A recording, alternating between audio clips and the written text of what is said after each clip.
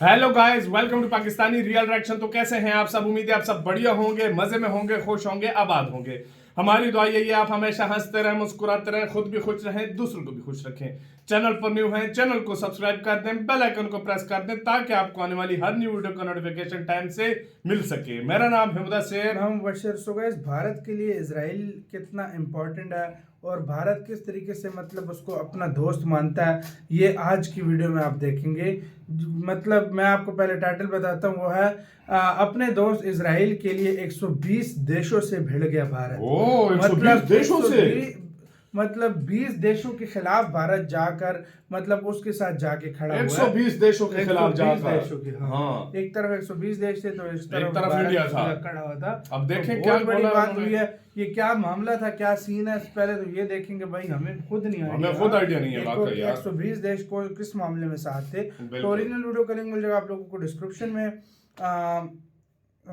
Indian affairs का video, इनकी video का लिंक मिल जाएगा आप लोगों को डिस्क्रिप्शन में। तो स्टार्ट। मोदी सरकार ने जो डॉक्टर एस जयशंकर सर को विदेश मंत्री बनाया है, ये बहुत ही बड़ा मास्टर स्ट्रोक था, क्योंकि जयशंकर सर के आने के बाद भारत की विदेश नीति में एक नई फ्रेशनेस देखने को मिली है। क्योंकि जयशंकर सर को पता है कि किस मंच के ऊपर कौन से देश को कितना टारगेट करना है। डिप्लोमेटिक लैंग्वेज यानी कूटनीतिक भाषा में बिना किसी देश का नाम लिए किस तरह से जवाब देना है, और भारत के लिए जो देश सबसे ज्यादा इंपॉर्टेंट है उनके साथ रिश्ते कैसे मजबूत करने हैं, इन सब में जयशंकर सर पूरी तरह से एक एक्सपर्ट है। आज हम ये बात इसलिए कर रहे हैं क्योंकि इजराइल को लेकर जयशंकर सर ने पिछले कल एक स्टेटमेंट दी है, जिससे पता चलता है कि हमास और फलस्तीन के साथ इजराइल के इस युद्ध में भारत की क्या सोच है और हम किसको सपोर्ट करते हैं और किसको नहीं।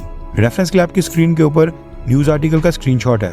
दरअसल doctor S Jaishankar sir non alignment movement के 19th समिट को अटेंड करने के लिए युगांडा गए थे। आपकी जानकारी के लिए बता दूं कि नॉन अलाइनमेंट मूवमेंट एक तरह का एक फोरम है जिसमें दुनिया के 120 देश शामिल हैं, और ये सारे 120 देश किसी भी मेजर मिलिट्री ब्लॉक के साथ बिल्कुल नहीं है, या फिर नाटो की तरह किसी भी अलायंस में नहीं है, और ये सभी देश न्यूट्रल फॉरेन पॉलिसी की अप्रोच को मानते हैं और किसी भी झमेले में पड़ने से बचते हैं। अब क्योंकि इस फोरम में 120 देश शामिल हैं, इसलिए इस इवेंट को इंटरनेशनल लेवल के ऊपर दुनिया भर के बड़े बड़े मीडिया हाउस कवर करते हैं, और वहाँ पर जयशंकर सर ने भारत को रिप्रेजेंट करते हुए इजराइल के ऊपर एक बहुत ही बड़ी स्टेटमेंट दी है। अपनी स्टेटमेंट में जयशंकर सर ने कहा है कि इस समय जो गाजा में कॉन्फ्लिक्ट चल रहा है वो हमारे माइंड में सबसे ऊपर है। ये जो ह्यूमैनिटेरियन क्राइसिस सामने आ गया है, इसके लिए हमें एक सस्टेनेबल यानी लंबे समय तक चलने वाला एक सॉल्यूशन निकालना पड़ेगा जिससे इफेक्टेड लोगों को तुरंत सहायता मिले। लेकिन हमें इस चीज में भी पूरी तरह क्लियर होना पड़ेगा कि आतंकवाद और आम लोगों को होस्टेज यानी बंदी बनाकर अपने पास रखना ये पूरी तरह से अनएक्सेप्टेबल है। इसको बिल्कुल भी बर्दाश्त नहीं किया जाना चाहिए। जयशंकर सर ने कहा कि ह्यूमैनिटेरियन क्राइसिस के ऊपर तो नजर डालनी चाहिए, लेकिन हमास के आतंकवाद और सिविलियंस को होस्टेज बनाने के काम को भी नजरअंदाज नहीं करना चाहिए। जयशंकर सर ने आगे कहा कि लॉन्ग टर्म में भारत 2 स्टेट सॉल्यूशन के समर्थन में है, जहाँ पर फलस्तीन के लोग सिक्योर बॉर्डर में जी सकें। हम सभी को इजराइल और फलस्तीन के बीच 2 स्टेट सॉल्यूशन को हकीकत बनाने के लिए कलेक्टिव एफर्ट्स करने चाहिए, क्योंकि आज की डेट में किसी भी देश की ग्रोथ और प्रोग्रेस पीस, शांति और स्टेबिलिटी के ऊपर ही निर्भर करती है।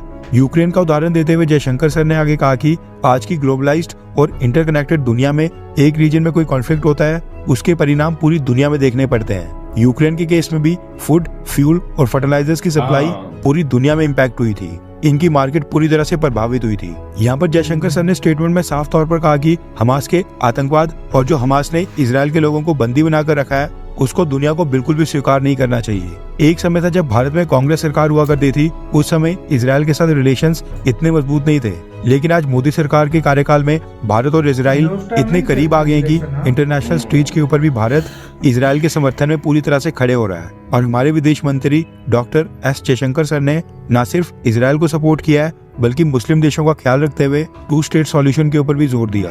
वैसे आपको क्या लगता है कि इस साल के जनरल इलेक्शंस में जीतने के बाद क्या प्रधानमंत्री Modi ji doctor S Jaishankar sir को दोबारा से भारत का विदेश मंत्री बनाएंगे, हाँ या फिर ना? नीचे कमेंट करके अपनी राय जरूर बताएं।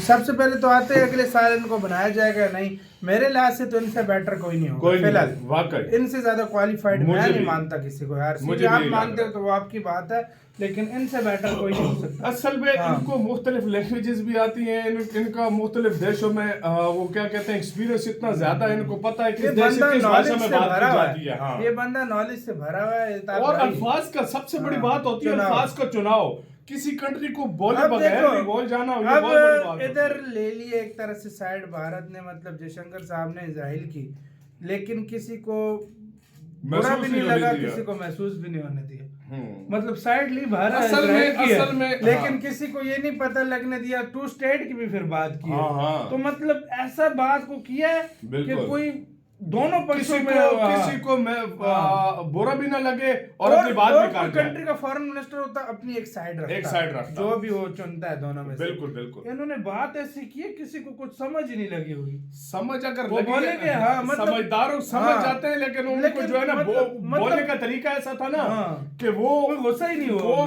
कंफ्यूज हो गए। अब हाँ। इसका हम बोले तो बोले क्या?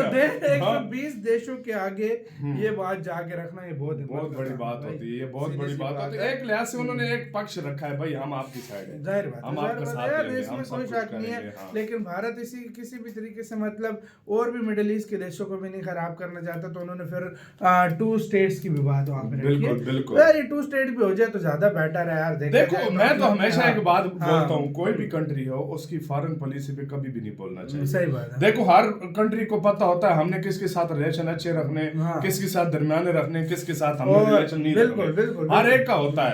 देखो अगर इंडिया अगर सपोर्ट कर रहा है, वो खुल के कर रहा है, करने दो यार मुझे भाई, वो तो अपना सीरियसली उसका है। भाई अंदाज बहुत अच्छा लगा है बोलने इनका का। अंदाज बहुत मतलब कमाल का है। स्टेटमेंट देने का इनका ये कैसे माइंड में सोच लेते हैं कि ऐसी स्टेटमेंट देनी है कि मैं अपने जो मित्र है उसका साइड भी हम दे दें और दूसरा विपक्ष जो है वो नाराज भी ना हो।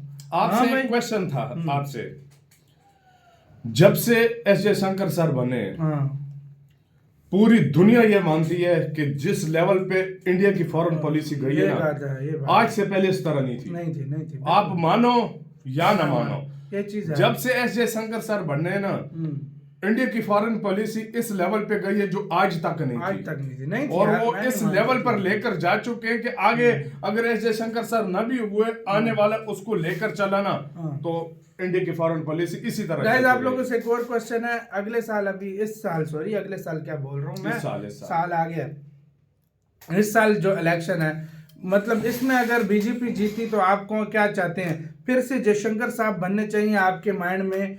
कोई और ऐसा फॉरेन मिनिस्टर है जो आप बैटर अच्छा, उस दिन समझते एक हो? वीडियो लेकिन देखा मैं था। हमारे लिहाज से तो मैंने देखो मतलब इतना नहीं देखा कि मतलब कौन सा ज्यादा बेटर था, लेकिन मैंने एक बात ये देखी है, मैंने जब से ये आया ना, इस तरह की मैंने फॉरेन पॉलिसी किसी की मैंने खुद नहीं देखी। मैंने नहीं देखी यार। मैंने खुद नहीं आप देखी। लोग क्या कहते हो वो आपका मैंने, आप क्या कह रहे थे भाई अभी? मैं वही कह रहा था, मैंने कहा कि यार मैंने जो एक दो वीडियो देखी हैं, कोई लोग ये भी बोलते हैं कि मोदी जी के बाद हाँ मोदी जी के बाद लोग बोलते हैं ना योगी जी, हाँ। इनकी भी चांसेस है पीएम बनने के। हो सकता है भाई, इंडिया में पार्टी में मेरिट पे सारा कुछ शंकर होता है, सर का इनके तो भी ये भी हो चांसेस है सकता है, कहते हैं हाँ। बनने के। आपका किसका कहना है? अपने कमेंट सेक्शन में दे, अपना बहुत ज्यादा ख्याल रखना तो यार।